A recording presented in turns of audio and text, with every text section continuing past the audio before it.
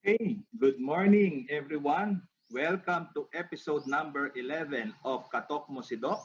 Ang title po ng ating webinar ngayong umaga nito ay Kaya Niya, Kaya Mo Rin. Let's get physical during this pandemic. So napaka-special po ng episode natin ngayong umaga nito dahil ang bisita po for the first time ay hindi po isang doktor, kundi siya po ay isang fitness guru. So walang iba na may K na magtuturo sa atin how to become fit and healthy during this pandemic ay isang fitness guru. No? So hayaan po nyo akong ipakilala ang ating guest ngayong umaga nito. Ang ating pong guest just recently won the Century Tuna SuperBod. He belonged to the top 8 and he won Mr. Congeniality. Siya rin po ay nagwagi, siya ay nanalo sa Mr. Gold's Gym PH where he won the top prize. No? Siya rin po ay isang competitive athlete at isang entrepreneur at isang transformation coach or lifestyle coach. At mamaya malalaman natin na marami pang mga talents ang ating pong bisita ngayong umaga nito. So mga katok, i-welcome po natin with a virtual clap and shout ang ating bisita ngayong umaga nito. Walang iba kundi si Mr. Lorenzo Enzo Bonoan. Good morning, Enzo. Good morning, Doc. Hi, kumusta? All good, all good. Okay, that's good. So, kagaya na sinabi ko kanina, Enzo, this is our first time to have a guest na hindi doktor. Kasi yung previous episodes ng KaTALK Mo si Doc, puro mga doktor. No? Pero, siyempre, ang i-imbitahin namin for this episode, somebody na who walks the talk, di ba? So, mahirap na mag-lecture kami na fitness. Tapos makikita na itong mga doktor hindi naman fit and healthy, no? So, I think tamang-tama ang pagbisita mo. So, anong pinagkakaabalahan mo ngayon na Enzo itong during this time of pandemic? Are you still active with your itong mga advocacies mo or whatever? Anong ginagawa mo? Well, definitely po. Well, for me kasi my mission talaga is spreading an appreciation for wellness, and para sa akin that permeates through yung mga ginagawa kong activity. So of course, my own business revolves around coaching and helping other people achieve their weight management goals. Pero yung mga sinasalihan ko din na contests are, of course, sa mga interest ko din, kakatapos lang ng Century Tuna SuperBods. Pero dagdag pa doon, I think I can definitely say that these contests para sa akin na napopromote ko din po yung advocacy ko, which is fitness for everyone. Oh, yeah. Okay. So, may katotohanan yung ating title. Kung kaya mo, kaya rin kaya namin. Enzo. I agree. So, yan ang gusto natin pag-usapan ngayong umaga nito, Enzo. Di ba kasi ngayong pandemic, na-lockdown tayo nakakulong tayo sa ating mga bahay, no? At syempre pag nasa bahay, hindi ka masyadong makalabas, maka-exercise. Yung iba na nag-gym, hindi makapag-gym. Yung mga gustong mag-walking, natatakot lumabas, no? And at the same time, pag nasa bahay, syempre ang tendency mo, dahil wala kang masyadong ginagawa, napapakain ka. No? Order ng food delivery, ang dami sa online na mga iba-ibang pagkain na nakakainganyo na mag-order, no? So gusto namin na maturuan mo kami, how do we stay fit and healthy during this pandemic, Enzo? Okay. Well, actually, there are a lot of things talaga na, kasi pati din naman po ako na by surprise din. Because, tama po yung sinabi ninyo, dahil sa pandemic, di na tayo nakakalabas. But one side effect there is that less na po ating movement. Just dahil hindi na tayo lumalabas masyado, mapapansin po natin na even we take less steps than usual. Kung, para sa mga viewers dyan, kung alam niyo ba, usually, more often than not, may step counter ang inyong cellphone. Pwede niyong i-on. Okay. Usually, I do around 10,000 steps without even trying. Yeah. Even at home, Even at home, you do walking. This is before the pandemic. Before the pandemic, okay. Madalas nakaka 10,000 po ako na walang okay. Pero nagsimula yung pandemic, yes, I did notice na limited na talaga yung movement. Even my steps were cut down by 80% siguro. So, I guess pati din ako, I had to really adjust. And I think kaya din naman din, of course. Yeah. So, Yeah. things that I've been doing in the sa bahay lang, these are things na I can definitely say makakaya din ng iba. Yeah. Kasi we are all built to move. We have bodies meant to be nourished. Para sa akin talaga, kailangan talaga alagaan ang katawan natin, and we need to prioritize it. If there's a will, there's a Correct, no? Correct, no? So napaka-importante talaga na to keep oneself healthy, no? Kasi isang katawan lang 'to na binigay sa atin ng Diyos, no? Na pagka hindi natin inalagaan, once na magkasakit tayo, lahat ng mga pinag-exertan natin ng effort, parang baliwala, di ba? So kailangan talaga you have to keep healthy, no? And I'm good with that na with regards to giving advice to my patient, no? Pero I myself, kuminsan pagka nagkakaroon lang ng time, ako kasi ang exercise ko usually, we have a parang video sa online, ay sa social media, na walking lang talaga, walking, no? So ayun, from time to time, basta pagka may opportunity, nakakapag-walking naman. Pero siguro, kailangan lang maging consistent, no, Enzo? Yes, definitely. Actually po, nung first few weeks ng pandemic, we got in touch with the Department of Education. Kasi kami nagsimula kami magbigay ng live workout sa Facebook. Okay. Magbibigay kami ng live workout once a week. And then natap kami ng Department of Education. Oh, that's good. They got us as their official coaches. So once a week, this ran for about 5 months. Nag-lead kami ng workout. Particularly for the teachers, pero open to everyone. Open for all. Okay. So we would have about minsan umabot pa yan na mga 1,000 people attending. So it was really nice being able to get to reach out in that way. Okay, yeah. Oo, totoo yan, no? So, magandang advocacy yan, no? Yung advocacy mo na fitness for everyone, no? Hindi lang sa mga bodybuilders, no? Kundi it should be for everyone talaga. No? Okay, Enzo, without further ado, no? We are going to give now the floor to you to give your talk, no? Ang title ng talk natin is Kaya Ko, Kaya Niya, Kaya Mo Rin. So let's get physical during this pandemic. So mga katok, let us give a big virtual clap and shout to our guest speaker for this morning, Mr. Enzo Bonoan. Okay, Enzo, you can share your slides now, your PowerPoint. Okay, sige po. Doc J, dahil na-request niyo din po, I have a Rubik's Cube here. Just para sa mga konting commercial lang before we actually get started. Ipapakilala muna kita, Enzo, regarding that, no? Diba sinabi ko sa inyo kanina, si Enzo napaka-multi-talented, no? Maraming facets ang kanyang buhay. And one of this is, he is a rubrics champion. And he even is, correct me if I'm wrong, Enzo, no? You were the Southeast Asian champion, ba? Or you participated you represented the Philippines in a Southeast Asian competition? I represented the country twice sa World Champion. Okay. Wow. Tingnan nyo, ang daming talent na ating So, papakitahan po tayo ni Enzo ng kanyang talent with regards to rubrics. Okay? So, ano yung unang trick mo, Enzo? Guguluhin ka pa. Okay. Para makita niyo na maglo talaga siya. Okay. So, I'll solve this in 3, 2, 1, let's go.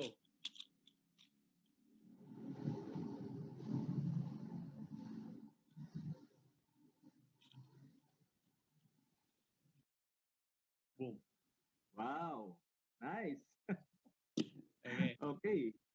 Galing. I think marami ka pang mga tricks, no? You can even do it from the back. Ha? Parang nakakita ko ng video mo na you did it from the back, nasa likod yung rubrics. No? Ano mo, minsan chamba. Pero that's a big talent na, no? Kasi napakahirap rin ng rubrics, no? Not everybody can do that, no? Diba? So, okay, Enzo, thank you for that demo. Meron pa tayong bonus na demonstration ng rubrics talent ni Enzo. So, okay, Enzo, you can share your PowerPoint now. Okay. Thank you po, Doc. So, since our theme is our theme is kung kaya niya, kaya mo. Let me show you guys paano. Okay? So, this is actually a presentation that I give to mga companies that I give talks to. So, if nanonood po kayo, hopefully you guys can learn something from this. And feel free to take down notes. Simple lang naman ang i-discuss ko po, and I think you guys will be able to digest it properly din. Okay, so ako po si Coach Enzo Bonoan of Extra Rice MNL. So, na-mention na po ni Doc J na I'm a wellness entrepreneur. I'm a certified personal trainer. I'm an obstacle course racer and runner. I'm a natural men's physique competitor, powerlifter, part-time model, Mr. Gold Gym Philippines, and also a Century Tuna SuperBod. Pero actually, gusto ko lang po ipakita sa inyo na bago ko po nagawa ang lahat na ito tungkol sa fitness, pati din actually yung pagiging model, nadulot din yan ng fitness para sa akin. Bago po nagawa ko ito, I actually started out as a very skinny kid. Nung ako'y bata pa, nahirapan po ako magpabigat. And at the same time, nung nagsimula na akong bumigat, napansin ko, shucks, medyo lumalaki yata tiyan ko. And to top it all off, I had a really bad case of acne. So, one thing na people don't really understand too much is that acne has a lot to do with what we eat and our lifestyle. So, nagka-effect din ito sa akin because I was very shy, I did not feel confident talaga. That's why nagsimula ako sa wellness journey ko. At dahil sa wellness journey ko, may nag-guide sa akin, and at the same time, I committed to the process. I got started and I did not quit. This was 15 years ago. And then sa kasalukuyan po, may madadaanan kayong billboard dito sa C5 na posing in just my trunks dito. And as mentioned nga po, kakatapos lang ng Century Tuna SuperBods, which was a nationwide contest, fitness contest. And finally din po, na-clear din ang aking skin. Ito pong nadulot ng pag-aalaga sa sarili ko, particularly through nutrition and exercise. Okay. So our team basically helps people achieve their fitness goals together. Whatever your goal is, we have stories that are meant to inspire you so that you can create stories for yourself as well. By the way, if you guys are interested in to follow me on social media, that's in yung handles ko sa baba, Enzo Bonoan 24, tsaka sa Facebook, Enzo Bonoan. Okay. So, ito po ang ating i-discuss ko para sa inyo. Para lang madali intindihin, ito po ang 10 commandments of exercise and nutrition. Hindi naman siya commandments na dapat mong gawin, ha?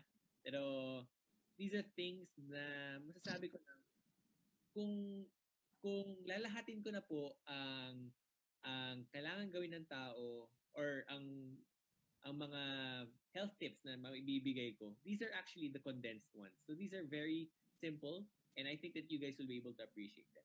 Okay, tara let's. Number 1. Simple lang. Wala pa to sa fitness. Know your goals. Maganda po sana kung alamin ang inyong goal. Minsan po ang goal natin, nakikita natin, gusto ko maging katulad niya. Or baka din ang goal din natin, yan ang sasabihin ng doktor. Sasabihin ni Doc J, kailangan niyo po, wag po kayo umupo araw-araw. Buong araw, kailangan niyo din gumalaw. Diba? So, your goals can be from anywhere, but ito po ang suggestion ko po sa inyo. Number 1, tanungin niyo ang sarili niyo, what do you want to achieve? Diba? Number 2, ang guidelines po natin ay SMART, okay? So, specific, ano ba talaga? Okay? Measurable. Maganda sana kung measurable siya. Kasi kung sasabihin natin, gusto ko maging healthy. Ay, ano ba yung healthy? Diba? So, maganda sana kung meron tayong metrics para dyan. Number 3 is attainable. Gusto ko mag-lose ng 100 pounds sa loob ng 2 buwan. Naku po, hindi kaya yan. It has to be something that is scary. Okay? Scary po dapat. Are relevant. Okay? Is this something that you need? Is this something that's worth it? Diba? And then the last one, sorry, is time-bound. Bigyan niyo po ang inyong sarili ng inyong personal deadline. Okay? Maganda po ito kasi namomotivate po tayo at nagiging accountable po tayo sa ating mga goals. So, ito po suggestion ko, SMART goal. So, minsan, gusto niyo din tanongin sarili ninyo, what is something you want to unlock? Ang suggestion ko po sa inyo, isulat niyo po ito pwede sa papel, pwede sa social media, pwede sabihin niyo sa inyong partner in life, di ba? Keep yourself accountable. Okay. Now, here we go. I'll give a little bit of information lang tungkol sa diet kasi ang weight management para sa mga gustong magpapayat o mag-gain ng muscle, nutrition is a big part of the game. Okay? So, I'll give you guys a little bit about nutrition lang po. Okay? Number 1 is eat according to your goals. Okay? Porket may artista na may diet na sinusundan na ganito, hindi ibig sabihin na ganun dapat ang susundan niyo. You have to eat according to your goals. Okay? Now, ito po. Kung gusto niyo mag-gain or gusto niyo mag-lose ng weight, ang quantity or total calories, yun po ang magdidikta kung kayo ay bibigat o gagaan. Okay? So, you want to be able to have some form of control over your total caloric intake per day. So here's a general guide. Pero guys, ito po, general meaning it can work for many people but it will not work for everyone. So kung weight loss, it's your body weight in pounds. You multiply that by 12 to 13. So example, ako po ay sabihin natin 200 pounds. Multiply that by 12.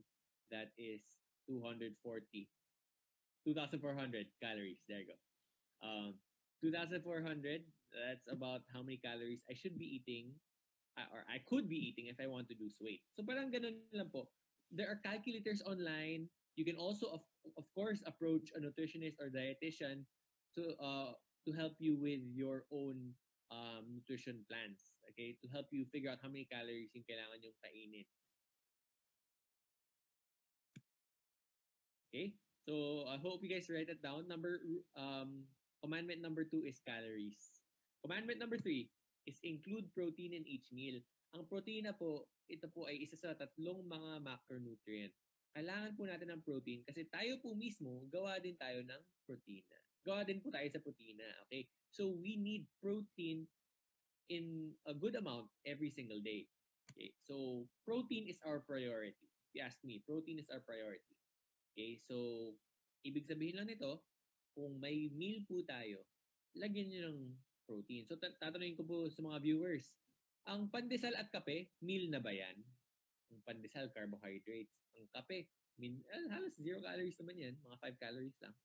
Lalagyan nyo ng sugar, okay? Dagdagan sa carbs, okay? Pero ganito po yun.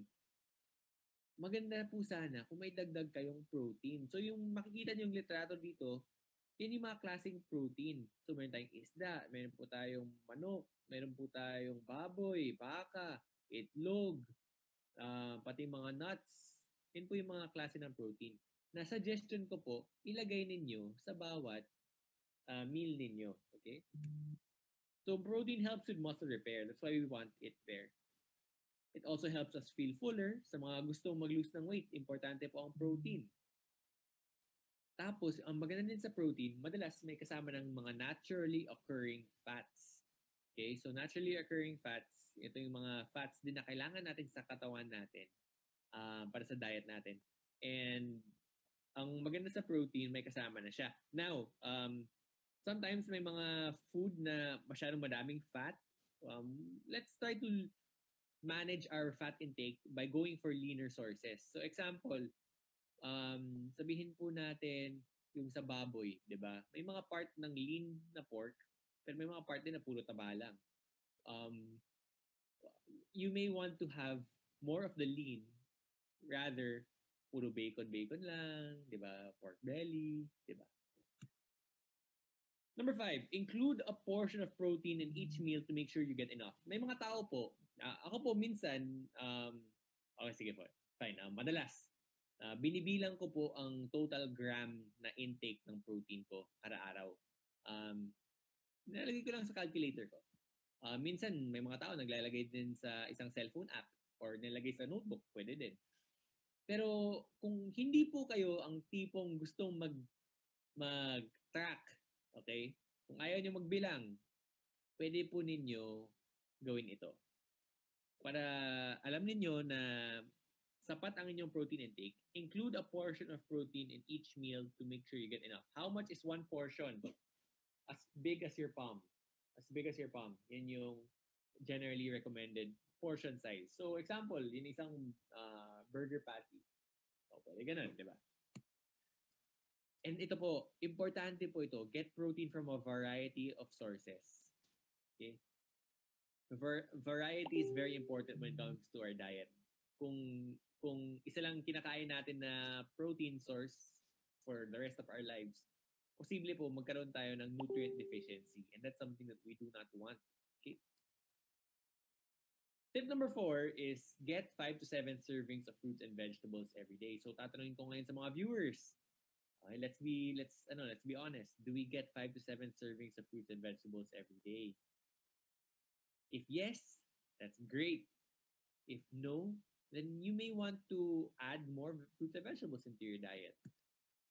Unang-una, ang dami pong mga benefits ng fruits and vegetables. Meron tayong fiber, antioxidants, phytonutrients, vitamins and minerals. Ang dami po.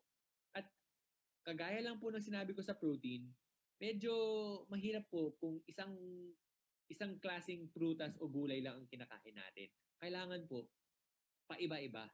So may saying akong pinaniniwalaan. It's called eat the rainbow.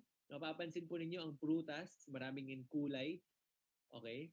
So iba-ibahin ninyo ang kinakain ninyong prutas araw-araw. Okay? And vegetables, of course.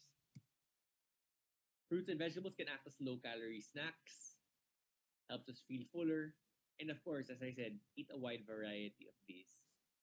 Okay, so may mga tao, I just want to clarify this lang. May mga tao na natatakot sa prutas. Sinasabi kasi may sugar and all.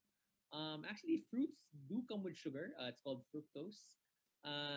However, many fruits, sabihin po natin, apples, come with fiber. The fiber comes from the skin of the apple, okay? So, ang ginagawa ng fiber, kino-combat niya yung sugar spike na nakukuha mula sa fructose. So, yes, it has sugar, but it also has fiber. Okay. Number 5. Okay, this is my last tip when it comes to nutrition. And that's to practice Mo-Va-Ba. Ano bang Mo-Va-Ba? Mo stands for moderation. Of course, everything in moderation. Too much of anything is bad. Example, pati gulay, too much of vegetables is bad, di ba? So, everything in moderation.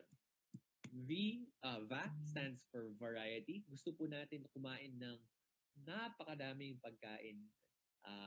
Maraming klaseng pagkain. Okay? As I said, there is this problem called nutrient deficiency. Okay? Nutrient deficiency baka hindi natin mapapansin like today or next week or next month, but that can catch up to us in the future. I'll give you guys a good example. Para sa mga hindi mahilig uminom ng gatas, diba? Or any dairy product for that matter. If you don't have enough calcium in your diet, it can cause a lot of problems such as osteoporosis, diba?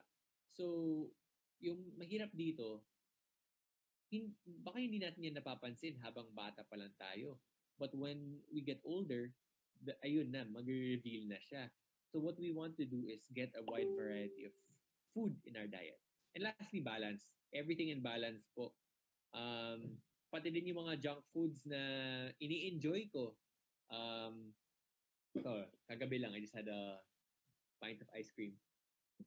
I enjoy it in balance. Okay? So, coach, di ba bawal yan? Kasi, junk food yan. Bawal sa diet. Actually, naniniwala po ako sa 80% nutrient dense or 80% nutritious at 20% fun. Yun po ang aking philosophy tungkol sa diet. Pinaprioritize ko po ang mga masustansyang pagkain. Pero hindi po ako magiging guilty sa pagkain ng mga paborito kong pagkain, ng mga junk food din. Okay? Kasi as long as it's in balance, we are fine. Okay? So 80-20 rule ako dyan. Okay, so number 6 is to exercise these muscle groups at least 1 to 2 times weekly. So ayun, papasok na po tayo sa fitness or sa exercise aspect. Okay, so we want to get exercise. Actually, there's this recommendation that you want to get 30 to 60 minutes of elevated heart rate 3 times a week. Okay, that's actually quite good na. That's actually quite good. My suggestion though is to exercise these muscle groups at least 1 to 2 times weekly. Meaning you will target all of these following muscle groups. Una, meron tayong push. Ano yung mga push exercises? Okay. Tulak. When you push, you're probably using your shoulders, your chest, and your triceps. Okay, so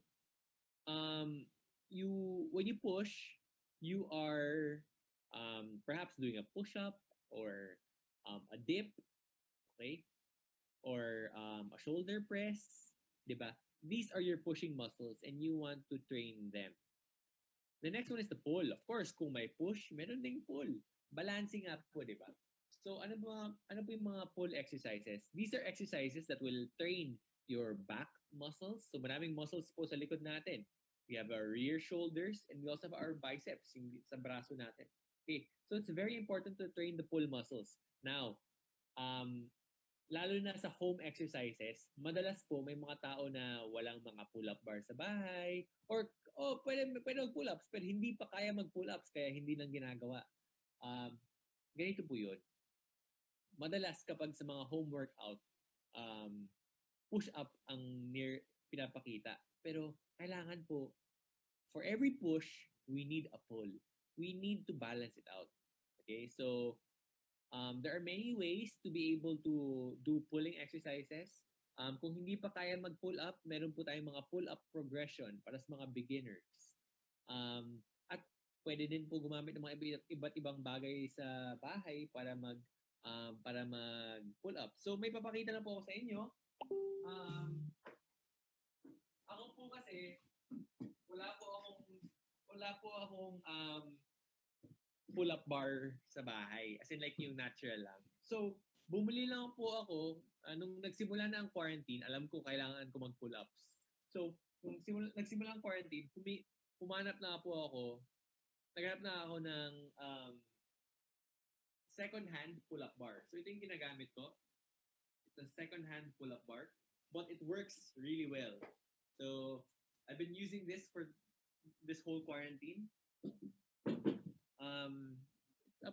It's worth the investment, guys. Sometimes may mga tinatawag tayong, of course, okay.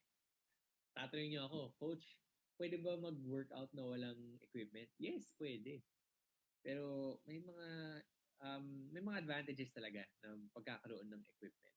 Okay? That's why I actually slowly invested in a home gym.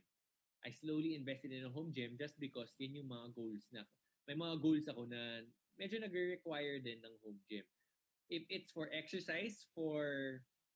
exercising for general health, yes, posible na walang equipment. But if you have other goals, you may need to invest in some.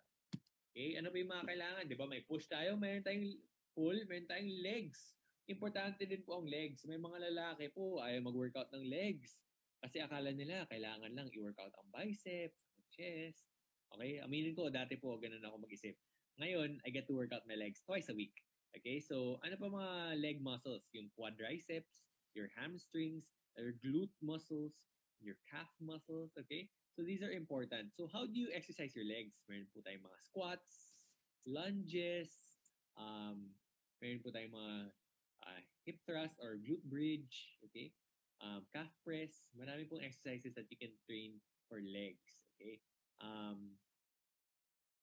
Now, when you train legs, it's very important to practice proper form kasi madalas po, yes, legs are very powerful, but if hindi proper ang form natin, we can also get injured. Actually, with any exercise, kung hindi proper ang form, you can get injured. It just so happens na sa legs, mas mataas lang po ang risk because you can possibly carry more weight. Okay? And ito po, core. Importante din po ang core. Hindi lang po yan ang six-pack muscles sa gitna. Meron po tayong obliques, lower back, glutes, hip flexors, multifidi. Okay? So, these are part of the core. Kailangan din po natin. At may pang-lima po. May pang-lima. At yun po ang ating cardiovascular system. At ito na po ang sasabihin ko sa inyo, ang pinaka-importanting muscle para sa general health natin. Okay? So, if we are talking about general health, the cardiovascular system, which comprises of your heart and your lungs, these are the most important muscles to train. So how? You do cardiovascular exercises. Ako po, tumatakbo ako ng 30 kilometers kada linggo. Okay? That's because I'm also a runner. But also, dahil nag-weightlifting din ako, I get to train my heart also because that requires the heart to pump blood. So, but you can also do walking, biking, Zumba, di ba? May mga high intensity cardio, low intensity cardio. You want to mix it up. Okay, now number 7, let's go for progress. Progress is very important kasi po ang katawan natin nag-a-adapt. So you can make progress through any of the following. Pwede po ninyo damihan ng repetitions, more resistance or weight, slower tempo, more frequency. Ang tatay ko po,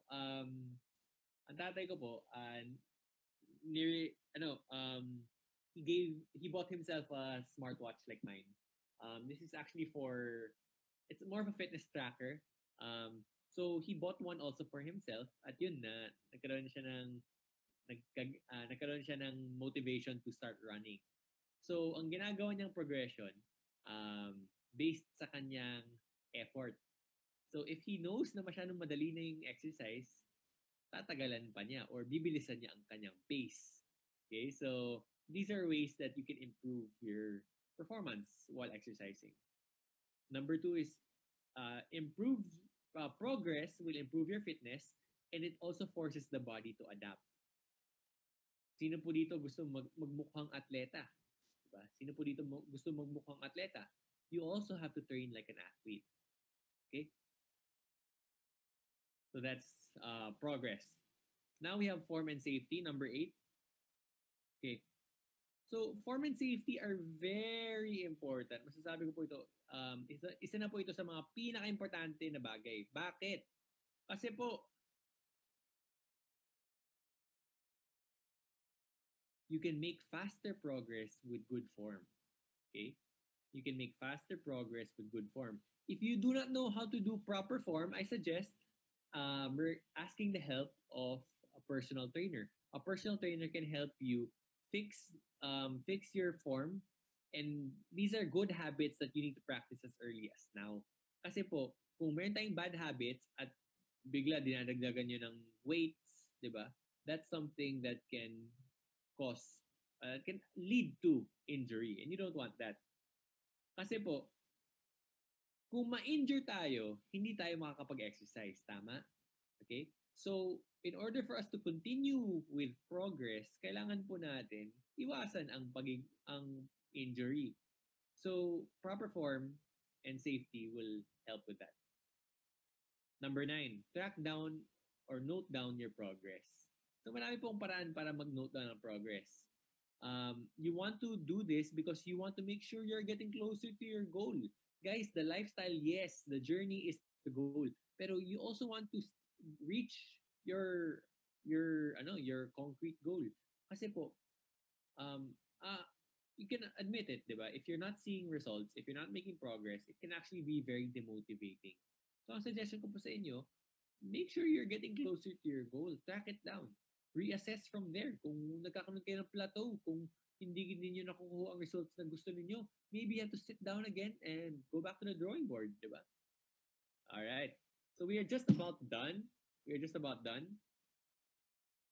Let's talk a little bit about sustainability. Sustainability is something that works. It's something that you enjoy. And it's something that you can sustain long term.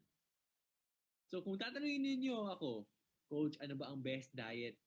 The best diet is the one that you can sustain long term while meeting your nutritional needs and goals. Coach, ano naman ang best na exercise? Weightlifting, Zumba, swimming, biking? The best exercise regimen is the one that you can sustain long term while meeting your physical needs and goals. So as I said, my style of dieting, my personal approach to dieting is the 80-20 approach. 80% nutrient-dense foods while 20% fun food. Habang dito naman, the best exercise regimen is the one that I can sustain long term. Para sa akin, mine is a good amount of stretching, a good amount of weightlifting, and a good amount of running. Yan ang paborito ko. And yes, I play sports also here and there. So that's what we call enjoying the journey. Kasi po, kung alam natin kung paano maging healthy, pero hindi natin na-enjoy ang proseso, hindi po natin yan itutuloy ng matagalan. And that, ladies and gentlemen, is the secret to getting to your goals. It's to never quit, to never stop. Because you will not get your goals in one day. You will not get your goals in 1 week, nor will you get it in 1 month. Maybe for some, not even in 1 year. It will take daily wins every single day. So let me show you guys this one. Reaching your goal will take daily victories that entails committing to the process for months, while maintaining what you've achieved will take daily victories, and that entails committing to the process for years. I've been on my fitness journey for the past 11 years. At masasabi ko po, dahil na-enjoy ko po ang proseso, na-enjoy ko po ang resulta, at nakakamit ko po ang mga resulta na gusto ko, I am able to enjoy the journey that I'm on. And I can definitely say, and I can confidently say, that fitness will be with me for the rest of my life. It's because I enjoy it. And I implore all of you to find a way to enjoy the journey as well. So ito po ang ating cheat sheet. Kung gusto niyo ng screenshot to, 10 Commandments of Exercise and Nutrition. Nilagay ko po sa tableta ni Moses. Number 1 is to know your goals. Number 2 is know your calorie goal range. Number 3 is include protein in each meal. Number 4 is get 5 to 7 servings of fruits and vegetables daily. Number 5 is to practice Mo-Va-Ba, which is moderation, variety, and balance. Train each muscle group at least 1 to 2 times weekly. Aim for progress. Form and safety always come first. Track and note down your progress. And panghuli, enjoy the process.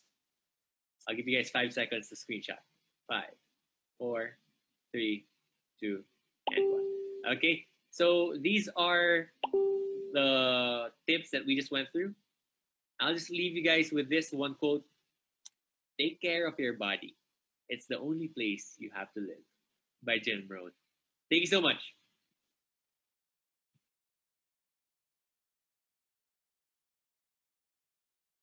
Okay. Doc Dueñas, I'm done. Okay, let me just put... Okay. Okay, thank you very much, Enzo, for that very practical tips on how we can stay fit and healthy. No? So, simple lang, madali naman sundan, no? So at this point in time, Enzo, I hope you can answer some of the questions from our audience. No? Meron tayong konting open forum. Okay? So kanina, Enzo, pinakita yung journey mo to being fit and healthy. No? Nagpakita ka ng mga pictures. And we can see now you are very confident. No? Yung confidence mo talagang super talaga. No? So, were you this confident before how was your elementary and high school days? Can you tell us, kasi di ba kuminsan, siguro ganyan na siya before, kaya ano, no? Pero kanina nga pinakita mo yung journey mo, no? Na payat ka, tapos there was a time naman na tumaba ka until you realize na you want to be fit. So, how was your elementary and high school days? It's interesting po na you asked that kasi po, Doc, my life back then, nung elementary and nung early high school ko po, I was a different person. So, mga kaibigan ko po noon, makikita na talaga na, wow, nag-iba talaga si Enzo. That's because when I was young. Uh-huh. When I was young. And then, I wasn't really doing anything that could make me proud, sa totoo lang. Tell you the truth, nung nagsimula ako mag-Rubik's Cube, this is the very first time that I was doing something na nag-excel ako. And then fitness, this Rubik's Cubing and competing abroad actually gave me the confidence, made me feel na, uy, kaya ko pala. So that's when I started na din with fitness kasi nakita sa ate ko po na uy, pumayat siya. Kung kaya niya, kaya ko. So it was a really big transformation and I'm happy. I'm happy that I made that change. That inspired me to help inspire more people, change more lives kasi alam ko talaga yung transformational effect ng fitness and feeling better about oneself. Na-experience ko siya coming from a place that I was not happy. I'm happy na right now na paikot ko ang situation ko. Okay, thank you, Enzo. So, sabi mo nga, you have to find something that you're good at, no? Parang ma-motivate ka talaga, no? Dapat hanapin mo ano kaya yung pwede kong gawin na I will excel, no? Tapos the moment you excel, you gain confidence, di ba? Opo. No? Kahit walang kinalaman yan sa fitness. Yeah, correct. Actually ako before, if I may say, Enzo, no? Ako naman before, I joined yung mga contest sa mga Game Ka Na Ba? Who Wants to Be a Millionaire? Wow! Join ako dyan. Kasi I'm good in trivia. Mga trivia questions. So sabi ko, why don't I join nga? Ayun, there are times I won, there are times that I lost. So, pero, di ba, you gain confidence from these things, di ba? Yeah. Okay. Pero initially, ano yung naging motivation mo? Di ba sabi mo during your, payat ka, there was a time na mataba ka. What finally made you decide? Ano yung motivating factor mo na, gusto ko nang magpapayat, gusto ko nang maging okay, maging fit and healthy? Was there a person who motivated you na parang naging inspiration mo na kung kaya niya, kaya ko rin. Gawin ko nga. Yeah, actually po. Actually, dalawang motivators po yan eh. First and foremost, yung ate ko po, my older sister is a brain. She lost a lot of weight. Kasi ako po, habang payat ako lumaki, siya naman, obese. She grew up obese. Pero she studied in the States at the time, so hindi kami nagkikita. But when I finally got to see her, grabe, nagulat ako kung siya. So doon ko na talaga nakita na, wow, it's possible pala. But on top of that po, nung nakita mo yung picture ko kanina, yung maraming pimples, sinabi po kasi ng tatay ko na, anak, kung kumain ka ng tama at mag-exercise ka, mawawala din ang pimples mo. So, yeah, so these two motivators, my sister and desire to clear my skin, yielded. I'm happy. Yun. So, another tip for the audience, sa mga katok natin, find your motivation. Baka kailangan mo lang talaga. Baka yung iba, di ba, na-motivate pagka nagkakaroon ng boyfriend or girlfriend. Yeah. Ang mahirap lang doon, pagka nawala yung boyfriend and girlfriend. Totoo. Nag-rebound, di ba? Isa po sa mga pinaka-matalik kong kaibigan po. Yan po yung niya, babae. As in, like, maganda na yung progress. Tapos, busted. Nako, bumalik. So, paano yun? What can you advise? How can they prevent rebound? Kasi ang tendency, di ba nga, na-reach mo na yung goal mo, okay ka na. Tapos, parang meron lang nagyaya sa'yo na kumain, biglang bumalik na naman yung mo. Or, yun nga, kagaya nun. Motivated na siya, may boyfriend, may girlfriend. na nabusted or nagkahiwalay sila, how can they prevent yung rebound? Kasi kung minsan yung rebound, di ba, much worse pa. Kung ano yung na-lose mo na weight, kung minsan mas mataas pa yung nagiging mo because of the rebound. Yes. Can you give some advices how to prevent yung rebound? Madami po talaga mga dahilan ng rebound to that attitude. Some could be it's because they lost too much muscle mass, kaya hindi nila na-sustain ang control ng calories. Some people naman hindi nila na-enjoy yung proseso. Some people naman nawala yung motivation lang talaga. That's why they don't really give an effort anymore. My suggestion is for those who experience rebounding, understand what is your trigger. What's your trigger? Kasi if you're making progress, it's because you're living a certain way. But if you do a rebound, if you start going the opposite direction, it's because you stop doing something. Now, you want to figure out ano ba talaga ang nag-trigger sa iyo sa pagbalik sa inyong dating lifestyle. Guys, it's not because what you're doing is not working. It's because you're going back to a certain lifestyle. Okay. So my suggestion is to figure out what triggers you, and then try to respond from there. That's one. Another thing is, I don't really believe in crash diets or fad diets because they don't really promote a healthy relationship with food. Okay, most of the time, when people rebound, it's because not so much sa exercise. It's more because of a bad relationship with the food. So, if you lost weight using that method na hindi ka masaya, you can be very prone to rebounding. So, ang suggestion ko talaga is to learn how to enjoy the process. It doesn't have to be restrictive. Ako, as I said, I just had ice cream last night, but I'm able to still maintain a six-pack. Yeah. That's because I enjoy the process. I know I practice MOVA ba, di ba? Pero yun, maybe you need help. And siguro my last recommendation na lang is to get support.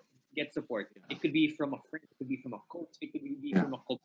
Kami po ngayon, we actually have our actually even just before this call, we finished yung aming morning club. So para sa mga hindi po nakakaalam, kami po ay nagsimula ng isang online support group called the Morning Club. Kasi dahil close na po ang mga gyms. Well, I mean, not as many people in the gyms right now. Wala pong social gatherings. We figured na importante pa din ang social interaction. That's why we formed the Morning Club, which is a fitness support group kung saan po kami ay nag-share ng information, motivation ng isa't isa so that we can support one another. So yeah, and everyone is free to join our Morning Club. It's totally free, and you can always get in touch with me if you want to be a part. Okay, so itong Good Morning Club ba ito? Is it a FB, application ba siya, or they just need to search sa FB na Good Morning Club, no? Tapos they can join? You can search on Facebook or Instagram. Facebook or Instagram. The Morning Club. It's The Morning Club. Morning Club. Tapos message every so 7:30 a.m. nag-Zoom meeting kami. Okay. Kanina lang we had one. Yeah, you had. Okay. You mentioned about the fat diet, no? So itong mga, di ba, ang daming fat diet, merong keto diet, merong Mediterranean diet, meron nating after 6. You don't recommend that? Yung mga fat diet na yan? Well, para sa akin po, may mga diets that make sense. May mga diets that don't make sense for me. Pero for me talaga, the best diet, as I mentioned sa slides ko, is the one that works for you the most. Okay? I'm not a fan of yung mga diets na restrictive kasi.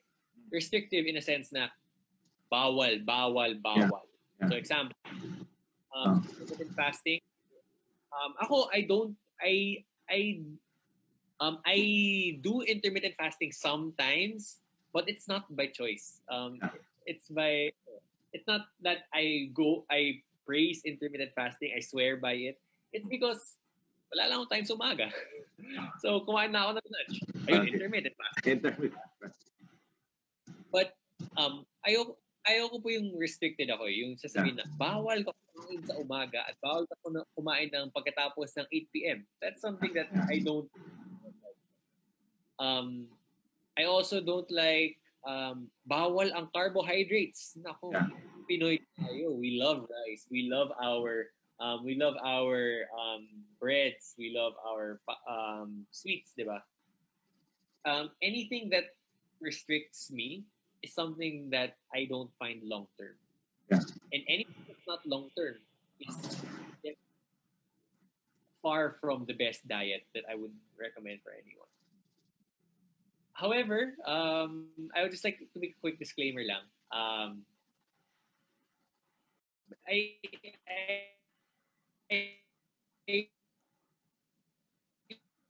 Especially for yung mga diabetic or yung mga may what's the word?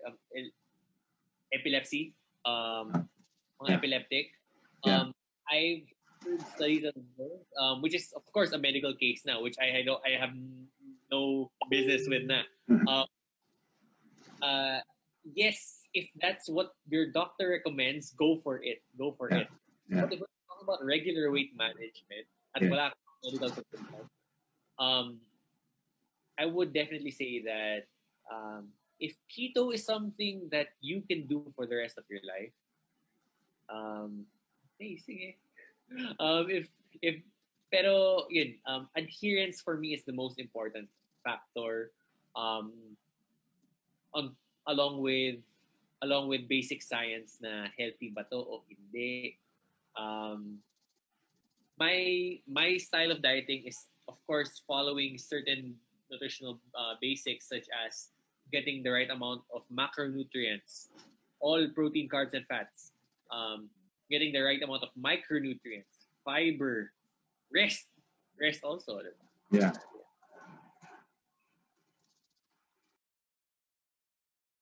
Yeah, okay. So I guess you also answered, no? There was one question kasi pero I na-answer mo na rin. Sabi niya, Coach, for intermittent fasting, is it safe also to be on caloric deficit? No? Parang somehow na-answer mo na rin naman yun, no? Yeah, actually posible naman na naka-caloric deficit kahit hindi ka naka-intermittent fasting eh. Uh-huh. Yeah, it doesn't have a main benefit. Also, I just want to mention lang po, may article na ipinalabas ngayon ng I'm not sure. I think it was GMA ata or ABS. Basta there's a study that said that you're more likely to lose muscle when you're doing intermittent fasting. Yeah. I wouldn't say naman na all you're gonna lose is muscle. You can still lose some fat. Pero the thing is, kung same naman ang calories in a 24-hour period, mas likely nga talaga mag-lose ng muscle kasi sa intermittent fasting just because our muscles, if they need repair at walang available na amino acids at that point in time, because then it'll eat up your muscle. So that's something that I really, that's why I don't do intermittent fasting all the time. Siguro mga like 5% of the time lang ako nagpa-fast. That's because of accident. That's why also na you'll notice a lot of the pro bodybuilders who need to really focus on their muscle don't do intermittent fasting much. Okay, thank you, Enzo. Another question. Pwede daw bang pumili na diet lang? Hindi na ako mag-exercise, diet na lang ako. Or pwede naman, anyway, nag-exercise ako. Pwede ba hindi na lang ako magda-diet? Pwede bang pagpilian, diet lang or exercise lang? That's interesting. Before I used to think, total weight management is mostly diet lang naman. Posible na mag-exercise. Yes, posible ka naman hindi mag-exercise. Pero, depende. Tignan po natin ito. May tinatawag tayong muscle atrophy. Muscle atrophy is when your muscle is not being used. Yeah. What we want to avoid is that. Kasi our bodies are designed as machines. Okay? Isipin po natin ito. Tayo po, mga sasakyan po tayo. Think of yourself as a Ferrari. Diba? You need to take care of your Ferrari. Diba? The Ferrari can drive. It can even drive at high speeds, right? Yeah. That's if magandang performance. But in order for us to get the right performance, kailangan po ng tamang fuel. So, ang fuel po, yan po ang nakukuha natin mula sa pagkain. So, we are designed to move. We are also designed to, but we also require our bodies also require nutrients from our diet. So, to answer your question, I would actually recommend a focus on both. I would recommend. Well said, Enzo. Well said. Huh? Thank you. Another question. There was somebody who asked, ano daw ba exactly ang ginagawa ng isang fitness coach or lifestyle or transformation coach? What does your work entail? Okay. So basically what I do is two things. Yeah, I do two things. And I think all coaches should be basically doing these two things. It's inspire and educate. Inspire and educate. So there are so many people who get there's this one issue that came up nitong pandemic. Madami mga fitness influencers ngayon na post ng ganito, pero mali naman yung sinasabi online. That's because they are good at inspiring, but they are not so good at the educational part. Let's turn it around naman. Let's turn it around. The educating. Alam mo na lahat. You've gone through a lot of certifications and all. However, you're not as inspiring. That's something that's also not effective. I think that any coach should have the goal of inspiring and educating. So that requires having a heart for the people you want to inspire. And at the same time, that requires keeping up to date with the science, keeping up to date with the information that's out there, so that we can serve our clients better. So ako, interestingly, let me just share. You know how Facebook nagkakaroon ng mga throwback, di ba? Yes. 2 years ago, 4 years ago, ganyan. Yeah. This day, lumabas sa akin ang pinakauna kong kliyente. 6 years ago, back in 2014, I handled my very first client. This very first client of mine knew that I did not have any clients yet, pero naniwala lang siya sa akin kasi he's my. But because of being able, because I was, we were doing an approach that was science based, and he was motivated, and I guided him along the way. He got a really good transformation. So pakita ko. Parang ganito siya. Wow. Nice. So this was back in 2014. At I'm really proud to say that he was able to maintain this type of lifestyle for 6 years. Yeah. So good. It's basically about changing people's lives through inspiration and education. Thank you, Enzo. Another question. We have another question. No? Is it advisable daw? For example, some people have problems with sleeping. No? Does it help if you do exercises to induce your sleep? Tapos, siguro, ituloy ko na rin yung isa pang question. What is the best time to exercise in relation to that? Okay. Iba kasi sa gabi, sabi nila, hindi makatulog. Exercise ako para pagod ako. Tapos itutulog ko na lang. Pero meron talaga bang best time to do your exercise? Okay. Very, very good question. If we're talking about the best time to exercise,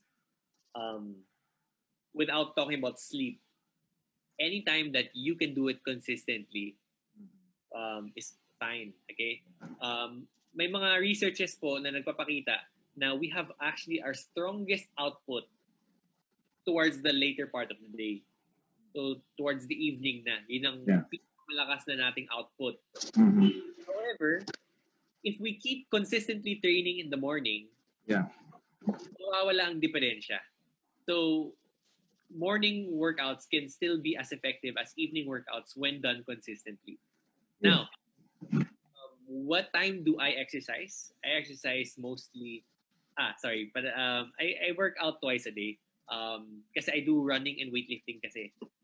So I do my weights in the morning. And I do my running at night. Ayaw kasi magpa-tan line. Madali ako. So I work out, I lift in the morning and I run at night. Pero I don't run yung masyadong malapit na sa bedtime ko. Because now, talking about sleep, having a heightened heart rate close to your bedtime will diminish the quality of your sleep.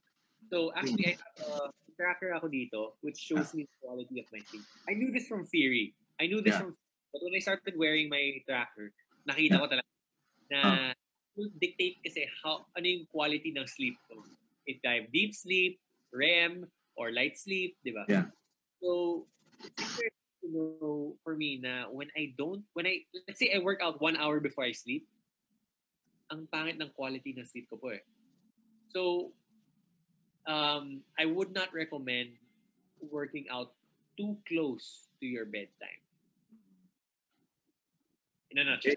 Yeah, okay. Before I proceed to naalala ko lang before we proceed to the next question, alam po niyo mga katok, si Enzo, meron pang isang facet sa kanyang buhay, no? He is a lover of cats. Hanggang ngayon ba, Enzo, you still love cats? I read from your Facebook that you have 6 cats ba? I have 6 cats. Ano ba yan? Mga binigay sa iyo, inalagaan mo, napulot mo, tapos yung pinakauna, puting pa lang siya, nawala. Tapos pumunta lang siya sa apartment ko. So I decided to take care of it. And then I decided, kasi dami nagsasabi na bigyan mo siya ng kaibigan, ng kalaro. So I went to the shelter. Yeah. Tapos nag-adopt ako ng isa pa. Okay. And then eventually, I adopted more cats na hindi pala kailangan pumunta sa shelter. Kasi yes, correct. Ang dami, yes. Dami stray cats. See, I have 6 now. I think you have 6 now. Do you know their names? Okay. Yes. What are the names of your cats? There's Presley, there's Millard, there's Glover, Charlie, Forrest, and Mommy Cat. Okay, that's good. So you're more of a cat person than a dog person. Okay ka rin naman sa dogs? Dati po, lumaki ako kasama ng mga aso. I mean, I grew up with dogs. Pero mahirap lang sa dogs. Higher maintenance. Cats kasi low maintenance sila eh. And I think for me, yung aso kasi kailangan niya ng affection. So, a lot of affection. Yeah. Yung pagaya ko lang din naman. Mabigyan mo ng affection ng konti, okay na. Okay na sila. Okay. So, Enzo, we are down to the last 2 questions. No, yung isa is, if you're going to buy an equipment at home, no, what do you recommend? Kung isa lang ang bibili mo equipment for you to help you keep fit, anong magandang bilhin? Okay, that for me is an easy answer. It's a choice between a pair of dumbbells,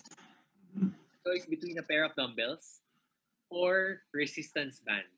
Okay. I suggest if you have the budget for both, go for it. Kasi po ganito yun. Gaano kabigat ang dumbbell? Yeah. Wag yung masyadong mabigat. Yung medyo magaan, yung okay na para sa inyo. Kasi naniniwala po ako na madaling gawing mabigat ang isang magaan na dumbbell. Pero mahirap gawing magaan ang isang mabigat na dumbbell. Tama? Correct. I would recommend light pair of dumbbells. Pero ang ginawa ko, I had one pair of light and one pair of heavy. Okay, so just to give you guys an idea. One pair of light and one pair of heavy. And then for resistance bands, actually, kung budget talagang iniisip ninyo, resistance bands na po ang pinaka cost efficient. I would recommend resistance bands kasi dumbbells can be a little pricey din kasi. Yeah. Per pound kasi ang price niya. Pero yung resistance bands, you can buy 4 different resistances for sabihin natin 1,800 pesos from the right buyer. Right seller pala. Or you can even buy mga complete gym. They're like 1.5 lang. And then you can, that's compared to dumbbells na sabihin natin 3,000 pesos, ganyan. So resistance bands, ito complete set. You have 4 different levels, and you can do so much now with resistance bands. You can even train your pulling muscles with resistance. Yun lang. Dumbbells and or resistance band. Okay. Last question, Enzo. Alam mo yung mga pasyente natin sa clinic, marami mga elderly, mga seniors, no? And we know that seniors medyo marurupok ng buto, medyo hindi na ganun ka-agile, no? Meron ka ba mabibigay ng mga tips para dito sa ating mga lolo at lola na they still are exercising, they are working out, na hindi sila masyadong mai-injure? Meron ba tayong mga simple exercises that they can do while sitting down, while yung para just to keep themselves active? Hindi na siguro to build up ng muscles, but more of just to keep active. Right, getting the muscle to work for a certain resistance. For example, a lot of 2-pound dumbbells. You can see mga 2-pound dumbbells. The bicep curl yan. Ako, I can personally bicep curl a lot more weight. But just by bicep curling 2 pounds, that's still working that muscle. So, yes, as I said a while ago, the elderly should still be able to train the muscles that I mentioned, the push muscles, the pull muscles, the legs, the core, but most importantly, the heart. Ang nag-iiba lang talaga ngayon is the frequency, the intensity, the resistance, diba? So it's very good talaga na an elderly person gets to exercise kasi yun nga, as I mentioned, pati din sa weightlifting, sa resistance training pala, it gets to strengthen your muscles and your bones. Okay, thank you very much, Enzo. We had a very fruitful, very informative morning, no? So to answer the question, Enzo, kung kaya niya, kaya ko rin. Ano sa palagay mo? Kaya ba namin? Kaya. Okay, sige. Thank you very much, Enzo.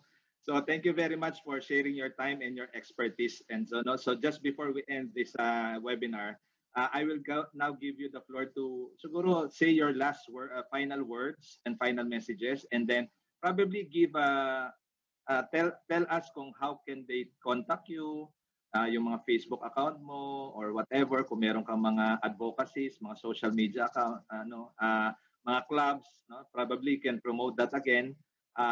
Enzo, so I will give the floor now to you. All right. So thanks po, Doc. Thank you everyone for joining us. Maraming salamat sa pakikinig, sa mga nagtanong din dyan. I hope I answered your questions well enough. For those who want to get in touch with me, if you guys would be interested to even get started on your own personalized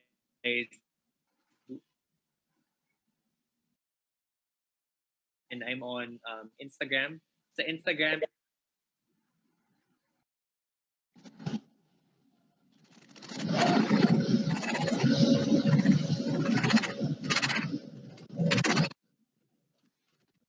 Nag-intermission lang. Thank you very much. Thank you very much. So we really learn a lot from you, no? So perfect ang pagkakaimbita namin sa iyo this morning. Alam ko maraming mamomotivate, no, na mga audience natin na it's possible to be fit and healthy, no? And even during this pandemic, it is not an excuse for you to be fit and healthy. So once again, Enzo, thank you very much. Have a pleasant day. The rest of the day, enjoy the rest of the day. Have a good lunch. So say hi to your mom and dad. So alam po niyo si Enzo, inspired rin yan kasi ang kanyang mom and dad are also fitness buffs, no? So if you're going to see his mom and dad, hindi mo isipin na ang edad nila ay ganun ano nila, no? So talagang they are very their family is a perfect example of a fit and healthy family. So again, mga katok, thank you very much for joining us in episode number 11. So sabi natin lagi dito sa KaTALK Mo si Doc, ang ating advocacy ay malaman ang may alam, no? Basta the more that you know about your health, the more na makaka-respond ka.